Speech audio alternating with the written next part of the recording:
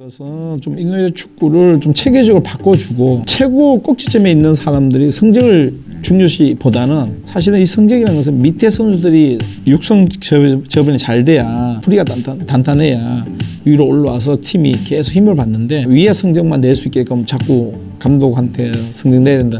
그건 아니다. 처음으로 이제 월드컵 가서 지역 예선 가서 했지만은 그 전만 해도 동남아시아에서 인도네시아가 가장 나이 많은 팀으로 있었더라고요. 근데 이번에 제가 가서 평균 연령이 21.5세. A 대표팀이 평균 연령 21.5세 정도밖에 안 되는 진짜 젊은 친구로 다 데려갔죠. 나는 여기에 계속 있을 사람이 아니니 어린 선수들을 내가 어떻게든 만들어 놓고 나는 시스템을 만들어 놓고 가겠다. Oke teman-teman, kali ini saya akan kembali lagi yang membahas persiapan timnas Indonesia di kualifikasi Piala Dunia dan juga Piala Asia 2024 nanti. Nah, banyak sekali yang bilang kepada saya, Bang, tolong bahas mengenai perkembangan timnas. Nah, saya ingin sekali membahas perkembangan tersebut. Namun ya, saya ingin ada beberapa hal yang mungkin kita semua tidak sadar mengenai hal ini, yakni bagaimana Sintayong menciptakan fondasi, dan fondasi itu sepertinya memang sudah direncanakan dengan matang. Nah, kemudian saya melihat untuk potensi timnas Indonesia di 4-8 tahun yang akan datang, ya, ini sangat bagus sekali teman-teman. Sadar atau tidak sadar, saya akan membahas tuntas ya di konten kali ini. Ada 9 pemain ya yang sudah ini dipersiapkan oleh Sintayong, dan dia itu memiliki posisi-posisi yang sangat sentral.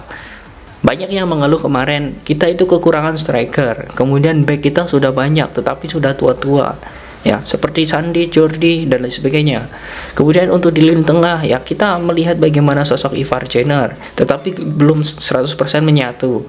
Kemudian ada beberapa lagi ya, Mark Klok sudah tua, setelah itu siapa lagi penggantinya? Sintayong lebih keras dan juga lebih memiliki kematangan dalam perencanaan mengatasi hal tersebut, dan di sini saya akan sedikit membongkar mengenai hal itu teman-teman. Oke, sebelum kita bahas, silahkan kalian komen, like dan juga subscribe. Jangan lupa juga tekan tombol loncengnya ya, agar kalian selalu mendapatkan notifikasi dari video-video saya selanjutnya. Oke, di sini saya bilangnya adalah perencanaan Sintayong sangat matang dan kita sudah memiliki 6 pemain itu. Oke, di sini saya langsung saja yang pertama, yakni sosok Rafael Struijk. Rafael Struijk ini banyak sekali kemarin yang bilang kepada saya, sebenarnya untuk Rafael Struijk ini ya karena masih muda, untuk permainannya sudah ngotot, tetapi untuk bagaimana dirinya menyatu dalam tim masih kurang. Oke, kita melihatnya itu di 2 laga saja. Kita belum tahu 3, 4, 5, 6 sampai 10 laga nanti. Saya yakin Rafael Struijk akan menyatu dengan baik, apalagi ini adalah gaya Sintayong. Dia menginginkan striker yang memang mampu menyebut bola, kemudian lari, membuka peluang, kemudian mencetak gol, dan ini ada di Rafael Struijk. Dan yang paling penting menurut saya ini adalah faktor usia. Sintayong ini sangat mampu untuk bernegosiasi dengan baik sehingga Rafael Struijk ini lahir. Kemudian ada lagi sosok Ivar Jenner. Ivar Jenner juga sudah saya sebutkan tadi.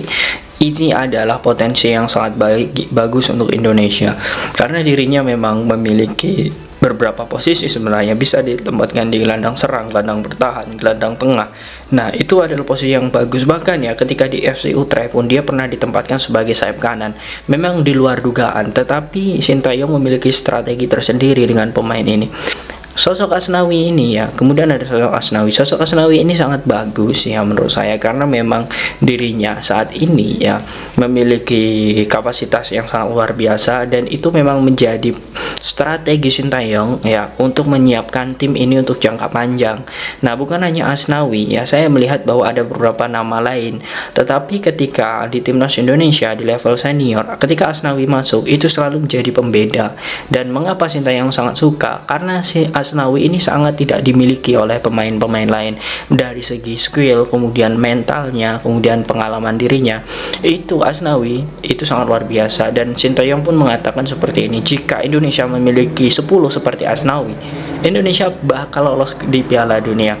Jadi Sintayong ini berbicara memang melalui analitikal dirinya ya, dan juga perencanaan yang bagus. Maka dari itu dia sangat merencanakan Asnawi ini untuk segera tembus di Liga utama Korea. Nah, ini mungkin banyak yang tidak tahu ya mengenai pemain lokal yang memang saat ini ya itu banyak. Ini bukan masuk skema Sintayong. Ini banyak yang mengatakan ini bukan kriteria Sintayong, yakni sosok Ramadan Sananta. Kalian bisa melihat bahwa ketika ada Ilyas Pasoyevi, kemudian Dimas Derajat dan Dendi Sulistiawan, Ramadan Sananta ini sangat kalah bersaing. Namun kalian sadar atau tidak sadar, Ramadan Sananta ini masuk dalam proyek Sintayong untuk timnas senior untuk di tahun-tahun selanjutnya. Saya melihat karena sosok Ramadan Sananta ini memiliki kemiripan dengan sosok Rafael Struijk. Artinya dari segi permainannya itu sangat mirip, maka dari itu dia sangat cocok untuk masuk dalam formasi timnas Indonesia untuk di tahun-tahun 5 sampai 10 tahun yang akan datang. Nah, kemudian ada sosok Rizky Ridho. Nah, Rizky Ridho ini menurut saya juga pemain yang sangat bagus ya. Rizky Ridho ini adalah pemain yang sangat bagus dan dia mampu untuk bisa mengisi di slot belakang ya. Dan di sini pun sudah terbukti permainan sangat bagus. Nah, itu adalah pemain yang memang saat ini menjadi bagian penting. Kemudian ada sosok Marcelino Ferdinand. Marcelino Ferdinand ini juga sama. Jika timnas Indonesia tidak ada Marcelino ya di lini tengah, ya saya yakin sekali ya untuk sosok Mark Klok ini ya sulit sekali karena kita ketahui seperti Ricky Kambuaya kemudian Rahmat Irianto. Dua pemain ini sangat bagus, tetapi karena pemain ini sedikit beberapa ada kendala ya seperti cedera yang kambuh-kambuhan, itu yang membuat Sintayong ini sangat sepakat untuk selalu menurunkan sosok Marcelino Ferdinand. Marcelino Ferdinand ini juga sangat bagus ketika dirinya menjadi bagian dari KMS Kadinja. Kemudian di sini ada sosok Pratama Arhan ya yang sangat betah di Tokyo Verde dan tidak ingin pulang. Kemudian Elkan Bagot yang saat ini juga bermain sangat bagus bersama Ipswich Town dan digadang-gadang akan tembus di tim utama dan tidak jadi dipinjamkan. Dan yang terakhir ada kiper muda yakni Hernando Ari. Nah, Rafael Struijk, kemudian Ivar Jenner, kemudian Asnawi, Ramadan Sananta, kemudian Rizky Ridho, kemudian Marcelino, Pratama Arhan, Elkan Bagot dan juga Hernando Ari. Ini adalah potensi timnas Indonesia yang memang Sintayong sebar dari lini ke lini. Nah, mengapa demikian? Karena saya melihat Sintayong ini dalam membangun pondasi menurut saya ya, di sini menurut saya 70% sudah berhasil. Dan ini pun ditambah dengan pemain-pemain keturunan nantinya. Jadi kita akan melihat timnas Indonesia di masa yang akan datang ya, di saat usia mereka saat ini rata-rata 20 tahun, rata-rata paling tinggi ya atau paling tua itu 23 tahun. Ini bisa membuat timnas Indonesia nanti bersaing. Nah, mungkin kalian juga sama menilai pemain ini dan juga kalian memiliki dasar atau alasan sendiri untuk menilai pemain ini. Karena saya melihat seperti ini sudah direncanakan oleh Sintayong sejak lama. Dan percaya atau tidak teman-teman, saya melihat dari beberapa latihan Sintayong selalu melakukan pola latihan kepada pemain-pemain yang menurut dia itu sangat bagus ya dan juga memiliki potensi. Ia suruh latihan sendiri, kemudian dia suruh apa yang ingin dia kembangkan sendiri. Kemudian ketika ada kesalahan baru Sintayong menegurnya. Sintayong adalah tipikal pelatih yang seperti itu. Dengan terbentuknya 6 pemain ini itu terbukti kok. Saat ini pemain ini berada di klub elit, klub luar negeri, dan hanya Rizky Ridho, Hernando Ari saja yang saat ini berada di klub lokal dan juga sosok Ramadan Sananta. Selain itu, mereka adalah pemain-pemain yang berada di luar negeri. Ya, tidak menutup kemungkinan Sananta, Ridho, kemudian Hernando Ari juga akan mengikuti jejak-jejak para pemain ini. Artinya memang Indonesia saat ini memang diberkahi oleh beberapa pemain yang memiliki potensi. Dan di bawah pemain ini kita tidak tahu. Dan inilah sebenarnya yang membuat Indonesia semakin kuat. Nah, menurut saya seperti ini teman-teman. Kita ya sangat berbeda dengan negara-negara lain ya. Karena negara-negara yang menurut saya saat ini Iran, Australia, kemudian Jepang ya, itu jarang sekali mengorbitkan pemain-pemain muda.